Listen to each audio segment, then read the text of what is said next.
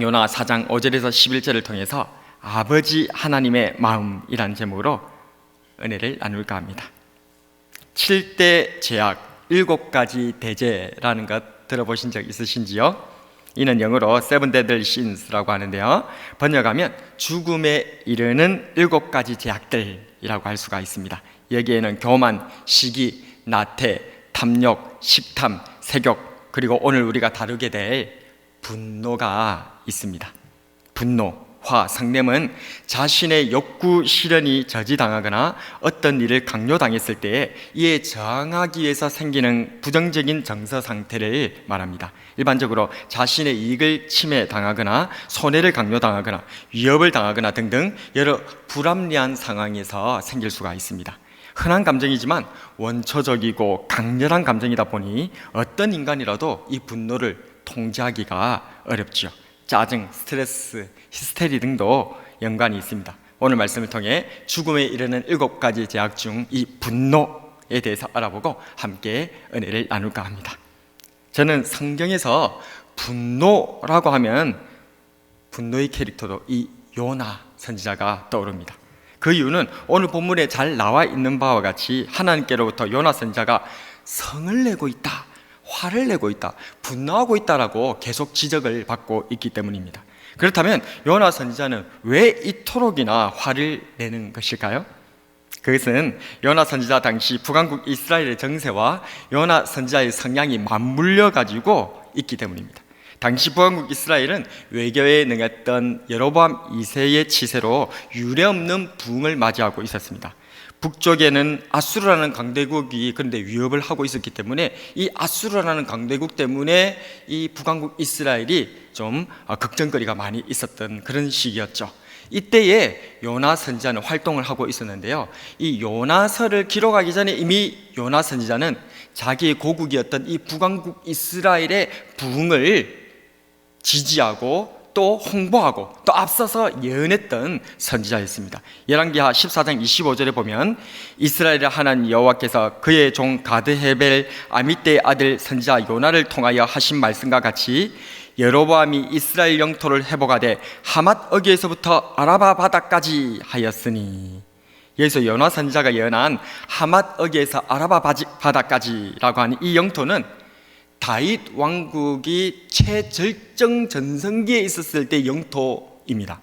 그러니까 여로보암 2세가 그렇게 할 것이다, 다윗 왕을 이어서 우리 이 나라를 최전성 국가로 다시 회복시키고 인도하실 것이다, 그렇게 예언했던 선지자가 누구였다고요? 바로 이 요나 선지자였다, 그 말입니다.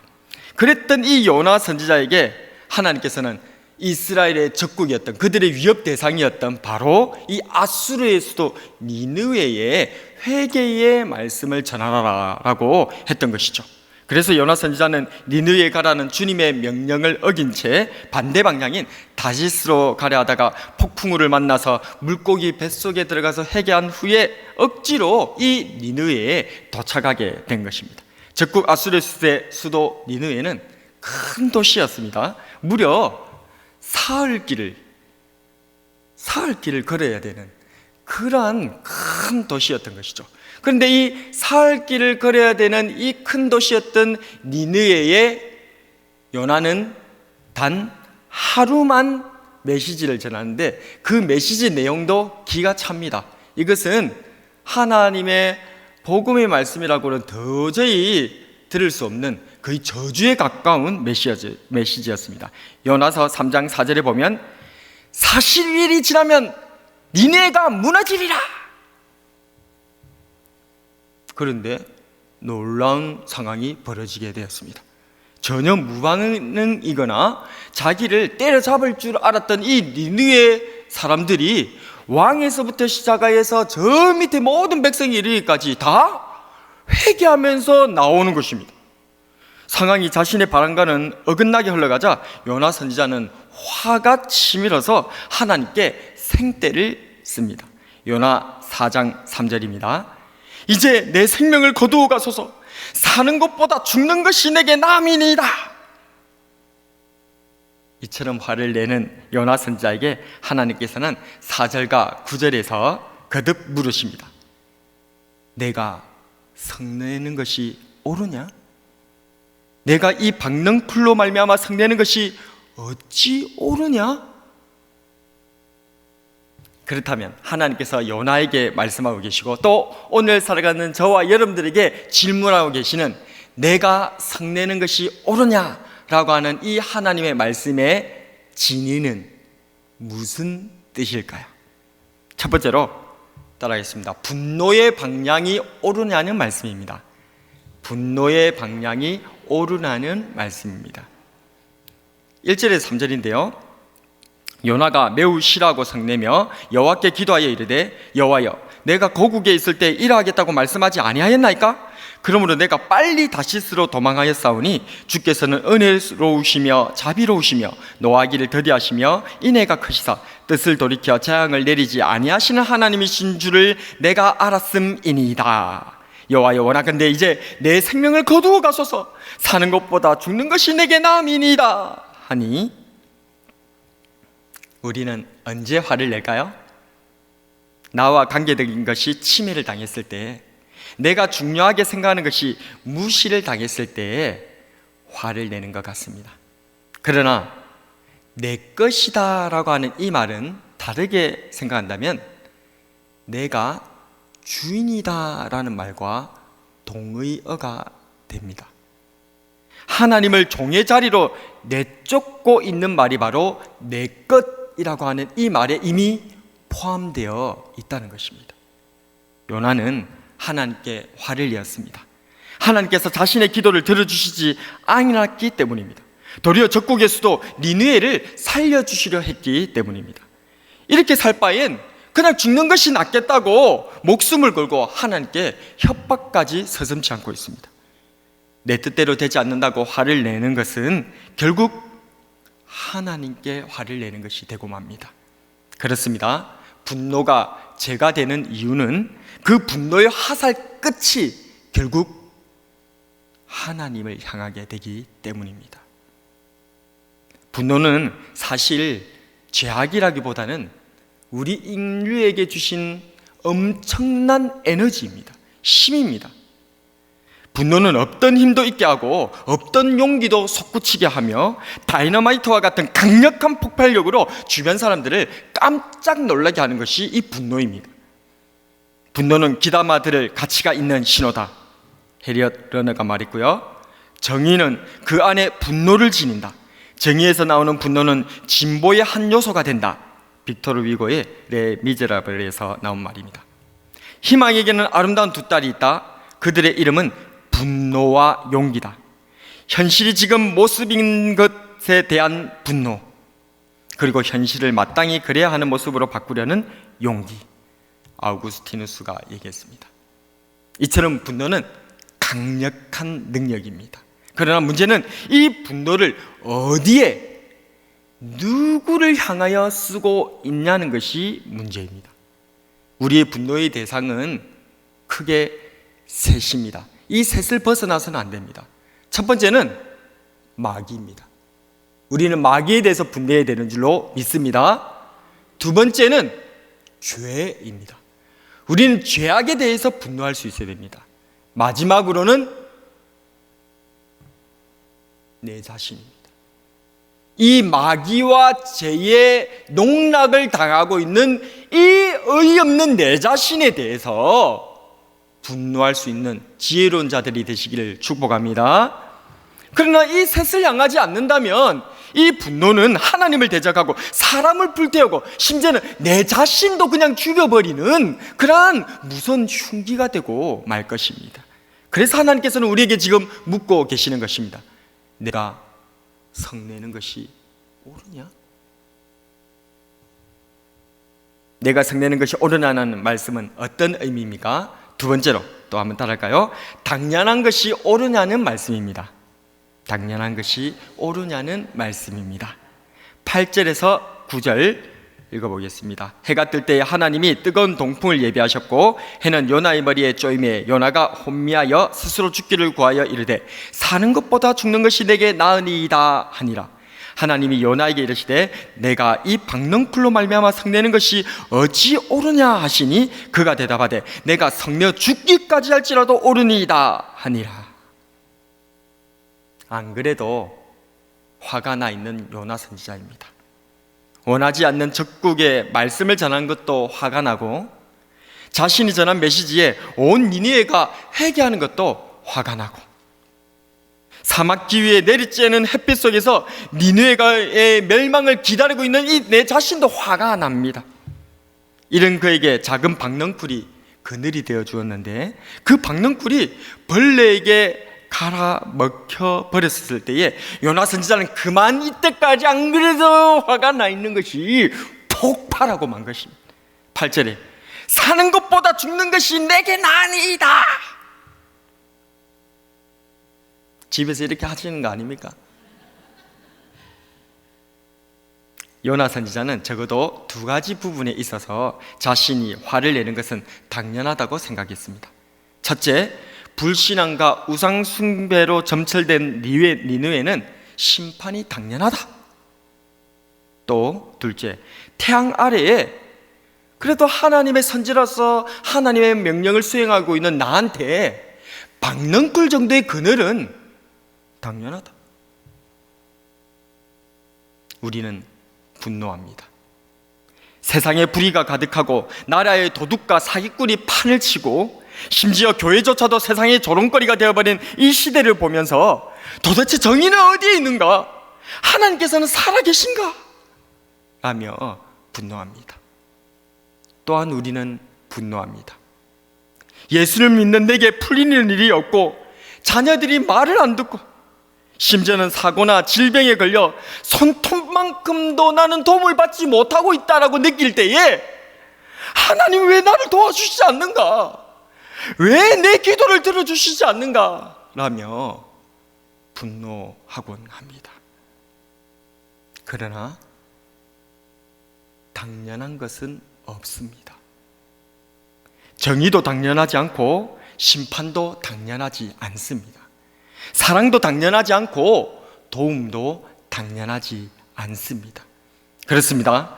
우리가 분노하는 것은 혹시 어쩌면 당연하다고 생각하는 이 생각 때문에 분노하고 있는 것은 아닙니까? 내가 당연하다고 여기는 그 모든 것이 그 하나라도 당연한 것은 없는 줄로 믿으시기를 바랍니다. 모든 것이 하나님의 은혜로 주어지는 줄로 믿으시기를 바랍니다. 그래서 당연하다고 생각하면 분노하고 원망하고 불평하는 인생으로 전락하고 말 것이지만 당연한 것이 아니라 모든 것이 하나님의 은혜라고 생각할 때 우리는 감사하게 되는 줄로 믿습니다. 그래서 우리 하나님께서는 지금 또 물으시는 것입니다. 내가 성내는 것이 어찌 합당하냐? 내가 성내는 것이 옳으냐는 말씀은 어떤 의미입니까? 마지막으로 따라하겠습니다. 하나님께서 더 고통스럽다. 누가 더 고통스럽다고요? 하나님께서 지금 더 고통스럽다는 거예요. 하나님께서 더 화가 나시고 하나님께서 지금 더 분노하시고 하나님께서 지금 더 고통스러운데 내가 어찌 화내는 것이 합당하냐라고 묻고 계시다 그 말입니다. 어찌 내가 더 화가 나고 내가 더 지금 고통스러운데 네가 도리어 더 화를 내고 있느냐라고 하나님께서 묻고 계시더라는 것입니다. 10절에서 11절입니다. 여호와께서 이르시되 내가 수고도 아니하였고 재배도 아니하였고 하룻밤에 났다가 하룻밤에 말라버린 이 박넝쿨을 아꼈거든. 하물며 이 큰 성읍 니느웨에는 좌우를 분별하지 못하는 자가 12만여 명이요 가축도 많이 있나니 내가 어찌 아끼지 아니하겠느냐 하시니라. 아멘. 요나는 자신이 수고도 아니하였고 재배도 아니하였지만 자신의 그늘이 되어준 이 박넝쿨 하나로 인해 매우 기뻐하였습니다. 그러나 하나님께서 이 박넝쿨을 하루아침에 벌레 먹어 말려버리자 엄청난 분노에 휩싸이게 됩니다. 내가 성내어 죽기까지 할지라도 오르니이다. 하나님께서는 물으십니다. 내가 수고도 아니하였고 재배도 아니하였고 하룻밤에 났다가 하룻밤에 말라버린 이 박넝쿨을 아꼈거늘 하물며 이 큰 성읍 니느웨에는 좌우를 분별하지 못하는 자가 12만여 명이요 가축도 많이 있나니 내가 어찌 아끼지 아니하겠느냐. 누가복음 15장에는 우리가 잘 아는 잃었다가 다시 찾는 비유들이 나옵니다. 첫 번째는 목자가 잃었던 양 한 마리를 다시 찾고는 벗과 이웃들과 기뻐하였고, 두 번째는 여자가 잃었던 드라크마를 다시 찾고는 또 벗과 이웃들과 기뻐합니다. 마지막으로는 아버지가 잃었던 둘째 아들을 다시 찾고는 기뻐하는 비유입니다. 그런데 이 마지막 비유는 위의 두 비유와는 달리 색다른 뒷부분이 덧붙여져 있습니다. 누가복음 15장 25절에서 32절 제가 읽어드립니다. 맏아들은 밭에 있다가 돌아와 집에 가까이 왔을 때에 풍악과 춤추는 소리를 듣고 한 종을 불러 이 무슨 일인가 물은데 대답하되 당신의 동생이 돌아왔음에 당신의 아버지가 건강한 그를 다시 맞아들이게 됨으로 인하여 살찐 송아지를 잡았나이다 하니 그가 노하여 들어가고자 하지 아니하거늘 아버지가 나와서 권한대 아버지께 대답하여 이르되 내가 여러 해 아버지를 섬겨 명을 어김이었거늘 내게는 염소 새끼라도 주어 나와 내 벗으로 즐기게 하신 일이 없더니 아버지의 살림을 창녀들과 함께 삼켜보니 이 아들이 돌아오매 이를 위하여 살찐 송아지를 잡으셨나이다. 아버지가 이르되 예 너는 항상 나와 함께 있으니 내 것이 다 내 것이로되 이 내 동생은 죽었다가 살아났으며 내가 잃었다가 얻었기로 우리가 즐거워하고 기뻐하는 것이 마땅하다 하니라. 둘째 아들이 아버지의 유산을 받아서 허랑방탕 탄진을 하고선 빈털터리로 돌아왔을 때 아버지는 돌아온 둘째 아들을 다시 찾은 이 둘째 아들을 너무나도 반갑게 맞아줬지만 집에 남아있었던 첫째 아들은 아버지와 동생 모두에게 단단히 화가 나고 말았던 것입니다. 왜 그렇습니까? 왜 첫째 아들은 이렇게 화가 났을까요? 그것은 첫째 아들도 둘째 아들과 다를 바 없이 탕자였기 때문에 그렇습니다. 둘째 아들은 생각 없이 탕자짓을 벌린 탕자였고 첫째 아들은 더 큰 유산을 받기 위해서 계획적으로 아버지가 죽기까지 기다렸던 탕자였기 때문입니다. 이처럼 아버지의 유산만 밝히는 탕자의 눈엔 아버지의 둘째 아들이자 자신의 동생인 돌아온 탕자는 자신의 재산을 위협하는 경쟁자에 불과하였던 것입니다. 이 아버지는 큰아들의 잘못된 시야를, 이 잘못된 생각을 바로잡기 위해서 위로하며 말합니다. 얘야, 너는 항상 나와 함께 있으니 내 것이 다 내 것이 아니니 그러니 내가 잃었다가 다시 찾은 네 동생도 다 네 것이 아니니 그렇다면 우리의 재산을 도로 찾았으니 우리가 마땅히 즐거워하고 기뻐해야 하지 않겠니? 내 것이 다 네 것인데 내 재산이 돌아왔는데 그게 다 네 재산인데 네가 왜 화를 내고 있니? 네 재산이 돌아왔는데. 그렇습니다. 니느웨는 하나님 아버지 집의 둘째 아들이었고 요나 선지자와 이스라엘은 하나님 아버지 집의 첫째 아들이었던 것입니다.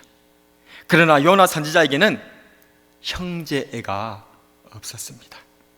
아니, 자신이 사랑하고 돌봐야 하는 형제로 보는 눈이 너무 편협하고 좁았던 것입니다. 여러분에게 한번 물어보겠습니다. 북왕국 이스라엘의 적군 아수르의 수도였던 니느웨는 이스라엘의 적국입니까? 형제국입니까? 그렇다면 좀 더 민감한 질문으로 점점 들어가겠습니다. 우리나라를 오랫동안 괴롭혔던 중국과 일본은 적국입니까? 형제국입니까? 더 들어가 볼까요? 호시탐탐 미사일을 쏘아대며 이번 아시안게임 때엔 우리를 괴뢰라고 불렀던 북한은 적국입니까? 형제입니까? 저는 지금 정치를 말하고자 하는 것이 아닙니다. 여러분은 정체성에 대해서 질문하고 있습니다. 내가 하나님의 자녀요, 하나님 나라의 백성이라면 온 세상은 우리의 형제입니다. 그러나 내가 대한민국 국민이요, 한 종교에 몸담은 종교인이요, 어느 한 정당의 당원이라면 형제와 원수는 극명하게 구분될 것입니다. 하나님 아버지께서는 말씀하십니다. 오늘 본문 10절에서 11절을 함께 읽어보겠습니다. 여호와께서 이르시되 내가 수고도 아니하였고 재배도 아니하였고 하룻밤에 났다가 하룻밤에 말라버린 이 박넝쿨을 아꼈거든 하물며 이 큰 성읍 니느웨에는 좌우를 분별하지 못하는 자가 12만여 명이요 가축도 많이 있나니 내가 어찌 아끼지 아니하겠느냐 하시니라. 아멘. 우리가 아끼는 것이 많이 있습니다. 내 건강, 내 가족, 내게 주어진 수많은 것들을 아낍니다. 우리 하나님께서 물으십니다. 그렇다면 내가 내 사랑과 내 재산을 아끼는 것이 어찌 합당하지 않느냐? 네가 이 박넝쿨로 말미암아 성내는 것이 어찌 옳으냐? 말씀을 정리하겠습니다. 우리는 무엇에 분노하고 있습니까? 내 것을 잃었을 때에, 내 권리가 침해당했을 때에 분노하십니까? 그렇다면 하나님의 분노는 어떻습니까? 세계 각지에서 일어나는 전쟁과 환경 파괴로 인한 수많은 죽음으로 하나님께서는 엄청난 손해를 보고 계십니다. 부산 해운대의 모래 한 움큼이 바다에 쓸려가는 것도 사실 우리나라 대한민국 땅의 영토가 한 움큼 쓸려가는 것입니다. 우리는 우리를 위해 십자가에서 피 흘려 돌아가신 우리의 큰형님 예수님의 은혜로 말미암아 우리 모두 하나님을 아버지라 부르는 형제 자매가 되었는 줄로 믿습니다. 그러니 서로를 형제로 바라봅시다. 내가 경쟁해야 될 라이벌이나 적이 아니라 내가 사랑하고 내가 도와주고 내가 살려내야 할 내 형제로 볼 수 있는 눈이 열려지기를 축복합니다. 그래서 이번 VIP 초청 사랑주일 아름다운 동행, 내가 사랑하고 내가 도와주고 내가 살려내야 할 나의 VIP, 아니 하나님의 VIP를 진심으로 초대하고 초청할 수 있는 저와 여러분이 되었으면 좋겠습니다. 그래서 생명의 동행, 아름다운 동행을 이루어내는 저와 여러분이 되기를 축복합니다.